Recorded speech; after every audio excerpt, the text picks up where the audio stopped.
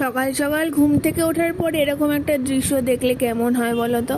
মানে আমাদের এখানটায় এরকম জমি জমার একটু বেশি আছে, মানে ল্যান্ড খালি অনেক আছে, কিন্তু এই ল্যান্ডটাতে অত পরিষ্কার না। এখানে দেখো এই ছাগল এসছিল, মানে এই যে ছোট্ট বাচ্চাটা হরি পোষা, এগুলো ও নিয়ে আসে ঘাস খাওয়াতে।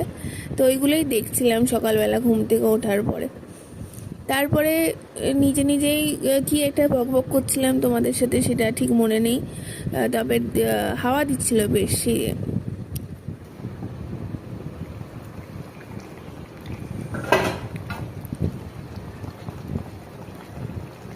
আর দুপুরে আজকে রান্না করেছিলাম ডিমের অমলেট করে ঝোল। এখন একটু ভালো মন্দ খেতে ভালোই লাগছে, আর রান্না তো আমাকেই করতে হবে। তারপর না পাটা খুব ব্যথা করছিল। আমার প্রবলেম প্রেগনেন্সিতে বলতে গেলে এই পা ব্যথাটাই করছে। তো এই জন্য একটু গরম গরম জলে সেঁকে নিচ্ছিলাম। তারপর রাত্রি 11টার সময় অর্ডার দিয়েছিলাম কেএফসি। খুব ইচ্ছা করছিল খেতে, কি বলবো।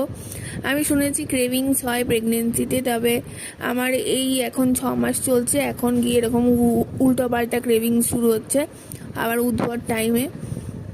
আমাদের কিন্তু ডিনার হয়ে গেছিলো, রুটি তরকারি খেয়ে নিয়েছিলাম।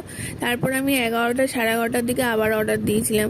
আমার খুব খেতে ইচ্ছে করছিল কেএফসি থেকে, তো তাই অর্ডার দিয়েছিলাম আর দুজনে মিলে ভাগাভাগি করে খেয়েছিলাম।